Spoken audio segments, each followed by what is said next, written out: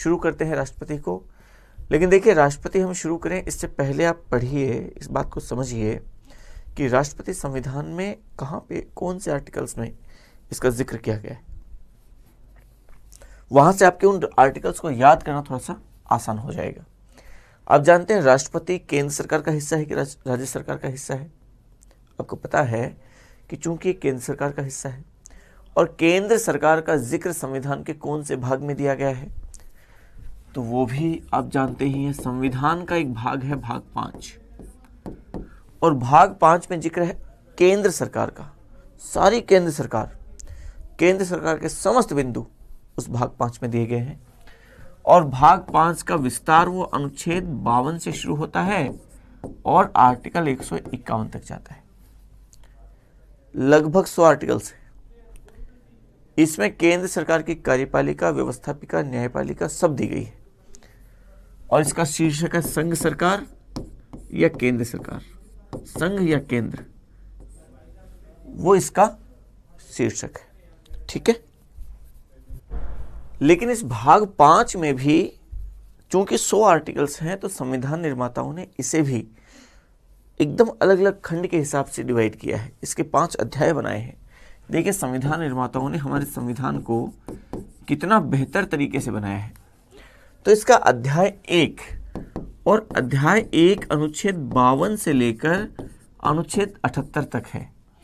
और इसमें दी हुई है कार्यपालिका, मतलब केंद्र सरकार की कार्यपालिका का जिक्र भाग 5 के अध्याय 1 में है। और कार्यपालिका में कौन कौन आते हैं? राष्ट्रपति आता है, उपराष्ट्रपति आता है, प्रधानमंत्री, मंत्रिपरिषद, महान्यायवादी, ये सारे कार्यपालिका का हिस्सा हैं, तो वो सब इसमें आ जाते हैं। ठीक है। फिर अध्याय नंबर 2 वो है अनुच्छेद 79 से शुरू होता है और आर्टिकल 122 122 तक। इसमें दिया हुआ है व्यवस्थापिका, केंद्र सरकार की व्यवस्थापिका। और आप जानते हैं केंद्र सरकार की व्यवस्थापिका का नाम संसद है, तो मतलब ये कि संसद का जिक्र भाग 5 के अध्याय 2 में है।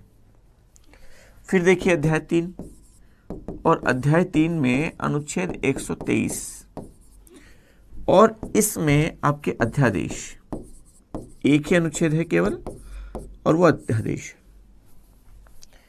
अगर आप भाग 5 का अध्याय 4 देखते हैं तो ये आर्टिकल 124 से शुरू होता है और आर्टिकल 147 तक जाता है।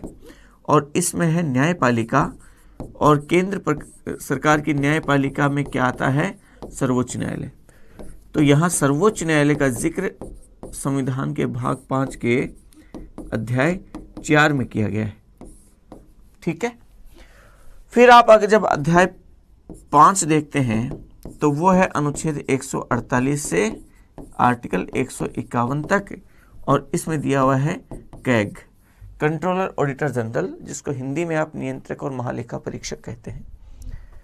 तो भाग 5 और भाग 5 के ये जो 5 अध्याय, उसका इस तरीके से हम इस पूरे आर्टिकल्स को इन विभिन्न अध्यायों में वो इसको बांट सकते हैं, विभाजित करके पढ़ सकते हैं।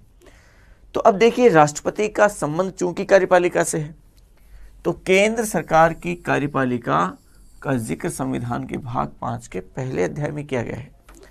और पहला अध्याय कहां से कहां तक है? आर्टिकल 52 से आर्टिकल 78 तक है। तो आर्टिकल 52 से 78 के बीच राष्ट्रपति भी होगा, उपराष्ट्रपति भी होगा, प्रधानमंत्री भी, मंत्रिपरिषद भी। अब देखिए 52 से 78 को मैं आपको और थोड़ा सा आगे बांट के बताऊं तो अनुच्छेद 52 से 78 तक, मतलब भाग 5 के पहले अध्याय में क्या दिया गया है, समझिए आप। सबसे पहले अनुच्छेद 52 से लेकर 62 तक यहां जिक्र है राष्ट्रपति का, कि राष्ट्रपति का चुनाव कैसे होगा, राष्ट्रपति का कार्यकाल कितना होगा, राष्ट्रपति का कैसे पद से हटा सकते हैं, उसकी शपथ का जिक्र किया गया। सारी बातें इसमें हैं। आकस्मिक रिक्ति कैसे होगी, सब बातें हैं। आप जब बात करते हैं आर्टिकल 53 से आर्टिकल 69 तक, तो उसमें जिक्र है उपराष्ट्रपति का। फिर देखिए आर्टिकल 70 और 71, इन दोनों में राष्ट्रपति और उपराष्ट्रपति इन दोनों का जिक्र किया गया है। राष्ट्रपति का और उपराष्ट्रपति का दोनों का जिक्र है। उन दोनों से संबंधित कुछ बातें हैं जो आर्टिकल 70 और 71 में दी गई है, हम बात कर लेंगे आगे। आर्टिकल 72 में जिक्र है राष्ट्रपति के क्षमादान का, वो आपको पता ही होगा।